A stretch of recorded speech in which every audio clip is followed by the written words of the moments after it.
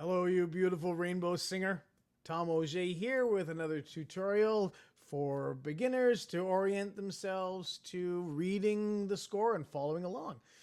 Hope these are going to be helpful to you. Today we're going to talk about understanding how notes are written in a staff and figuring out the difference between all these different ways of showing notes. We've learned that the vertical position of the note on the staff refers to how high it is in relation to like how you might play it on a keyboard or where it is in your vocal range. You know, a low note or a high note or a really high note or a really high note. And so that's sort of up to down on the staff. And then the whether the note is hollow, filled in, whether it's got a line or not, whether it's got a dot at the end of it or strange things like this, those all refer to helping us understand how the note fits into the beat, the rhythm of the music. So let's get right into it and we'll look at our staff here. The first thing we have to understand and learn about are these bar lines here. These bar lines also are referring to a measure. So what I've got highlighted here is one measure, this is another measure, and so on. In one of the other tutorials, we learned that our measure numbers are often written here in the top left corner of a measure, and that helps us, you know, when the director tells us to go to measure 26 to start there, we can flip to that page and find it. So the score is comprised of multiple measures, and within the measure, each measure is able to contain a certain amount of music, and that music is dictated by the meter of the song. That's dictated by the key, the time signature of the song. Let me explain that a little bit better. What I'm going to do here is we're going to turn our metronome on and we're just going to listen to see how the playhead moves, and when we're going to try to count when it gets to the next measure. 2, 3, 4. 1, 2, 3, 4. 1, 2, 3, 4. So you can see that in this song, we've got a certain beat or a certain rhythm, and that goes 1, 2, 3, 4. The beat of a song is not to be confused with the rhythm of a song in a sense, because I can have a beat that is 1, 2, 3, 4, 1, 2, 3, 4, and I can still sing a little bit like this, and that has a different rhythm, but my beat stays the same.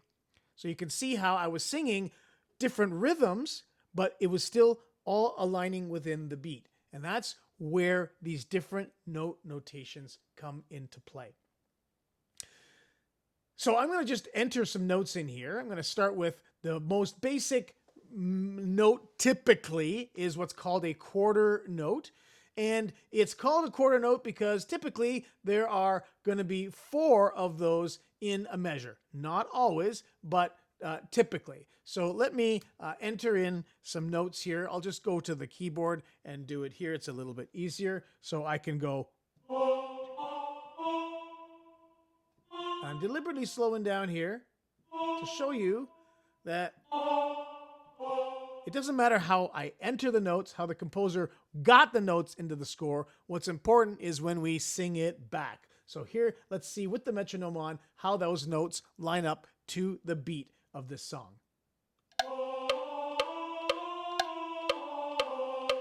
So you can see that every note, because these are quarter notes, falls directly on a beat. And there are going to be 4 until we get to the next measure or bar line, and then we can have more notes. So let's go back, let's listen to that again, and let's just count them. 1, 2, 3, 4, 1, 2, 3, 4. So when we are trying to learn the rhythm of a piece, counting is an extremely important skill.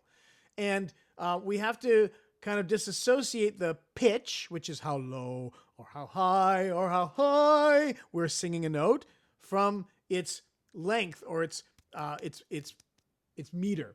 So in this case, we can have notes of different pitches, but they all have the same duration because they're all written as quarter notes. 1, 2, 3, 4, 1, 2, 3, 4.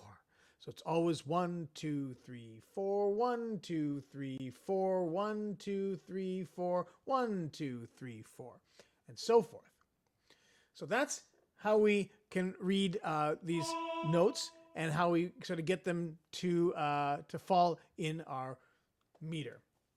Now, I've just removed a note, and you can't have empty space in a score. Every beat has to be accounted for. So if the composer doesn't want anyone to sing on beat 3, 1, 2, 3, 4, la, la, la, right? We're not going to sing that note. We put it what's called a rest. And this rest is a quarter rest. You can see here is another quarter rest because again, 1, 2, 3, off. These bars are completely empty, so instead of putting 4 quarter rests in it, we just put a whole rest. All right, so that's the quarter note and the quarter rest. Why don't we look at, let's go up to our half notes. So the half note looks like this, and I'll just play in some half notes.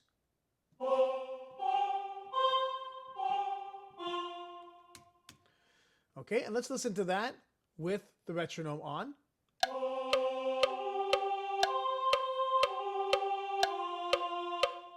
So you can see that it takes 2 ticks before we get to the next note. So a half note is twice as long as a quarter note, and therefore it gets 2 beats. So if I were to count this, it would be 1, 3, 4. What am I doing? I'm going to count every number, not just skipping ahead. 1, 2, 3, 4, 1, 2, 3, 4, 1, 2, off. Or 1, 2, 3, 4. We still count, even if it's silent, counting in your head is really helpful to know when we come in for the next note. So let's do that one more time. 1, 2, 3, 4, 1, 2, 3, 4, 1, 2, 3, 4. Okay, so we still count, and when we're just counting the rhythm instead of singing words, we actually will hold that. So 1, 2, 3, 4, 1, 2. So it's not 1, 2, 3, 4.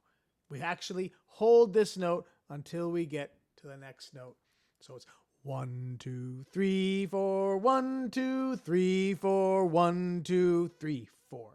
Okay, so that's the half note, and as you can see here is a half rest. Looks almost identical to a whole rest, except for this one's sitting on the line, this one's hanging down off the line. You don't need to memorize this stuff. It's going to be pretty intuitive when you see it. When we get to trickier pieces, we're going to be working out the rhythm together. So as long as you kind of basically understand what's going on, I think that's the most important part.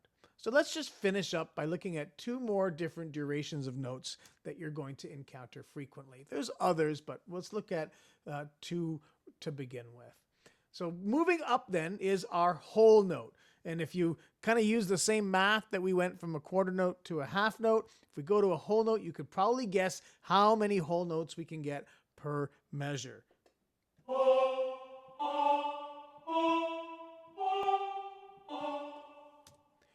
That's right, we get 1 for 4 beats. So if we play that with the metronome, 3, 4, 1, 2, 3, 4, 1, 2, 3, 4, 1, 2, 3, 4, 1, 2, 3, 4. All right, so that's the whole note, and we've already covered the whole rest. So now let's go in the opposite direction. Let's look at some of the faster notes. We looked at the quarter note. The next one, as you can see, is the 8th note. Now, 8th notes come in kind of 2 flavors. I'm going to drag one. I'm going to just put one onto the score here right now by just dragging it on. Okay, and then I'm going to go and put another one on over here. And I'll just maybe not. All right, I won't. But you can see all kinds of weird things have kind of started to happen here as a result. Let's look at these notes. This is called a, what is it called? A quaver? I think a quaver. And it is got one of these little tails on it when it's by itself. However, if I have a bunch of these one after the other,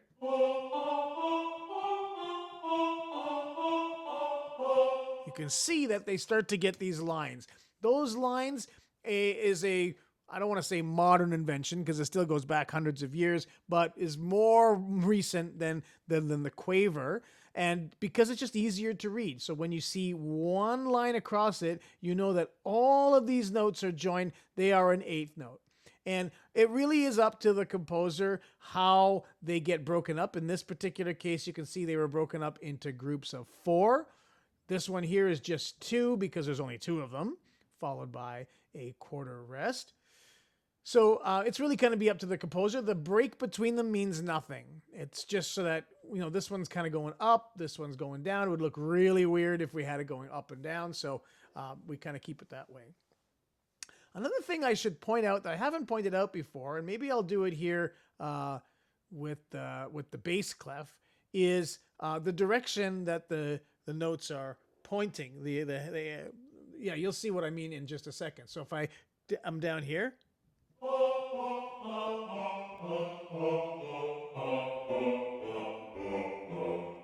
So you can see that in order to kind of make better use of the space, sometimes the stems are pointing down, sometimes the stems are pointing up.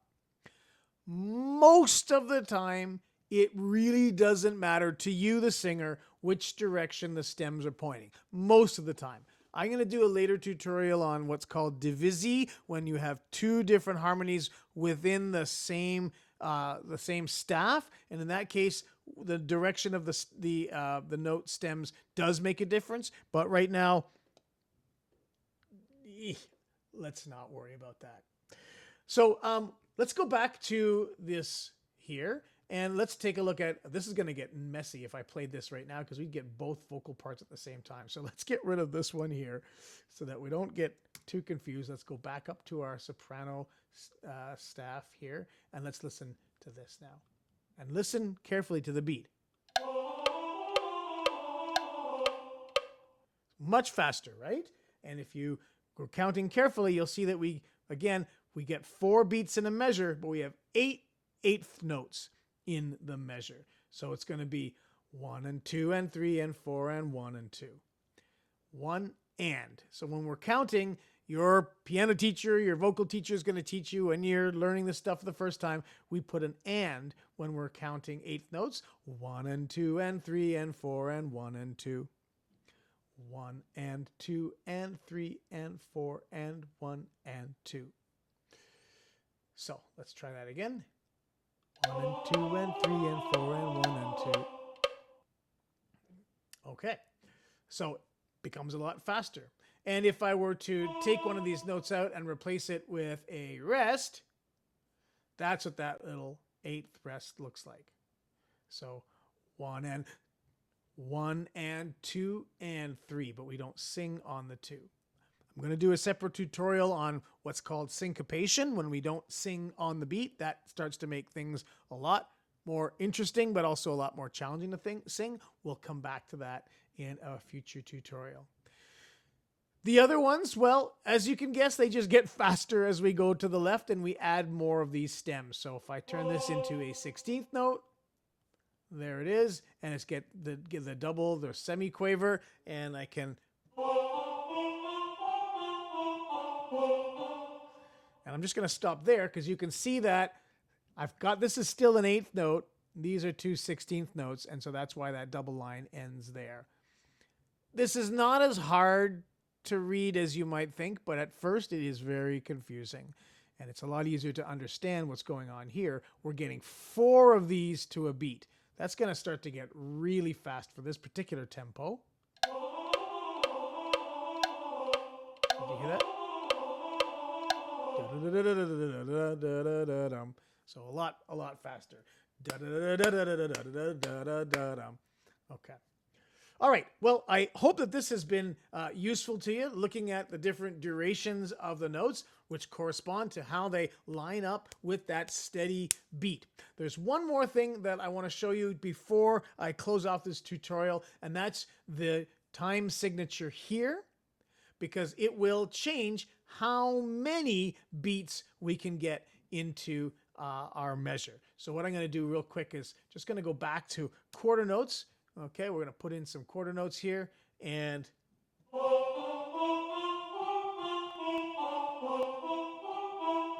okay, that's that. And you can see, as expected, 4 of these per measure. But you may find that depending on the way that the composer wants the rhythm to feel, they may actually change the time signature to something like 3/4, 3 quarter notes in a measure. And you can see instantly the bar lines have moved, and we only get 3 quarter notes per measure now. The music is going to be pretty much the same. It's still going to have the same tempo. It doesn't go any faster or slower. But the emphasis is different because we tend to emphasize the first beat. Da da da da da da da da da da da da da, as opposed to our 4/4 time, which would be da da da da da da da da da da da da da. Right? You can see that difference there, right? Da da da da da da da da da da da da da. So, hope that this was all useful. Again, if you have any questions or comments, please, and you're on YouTube, please don't hesitate to leave them in the comments below. And I look forward to singing with you soon.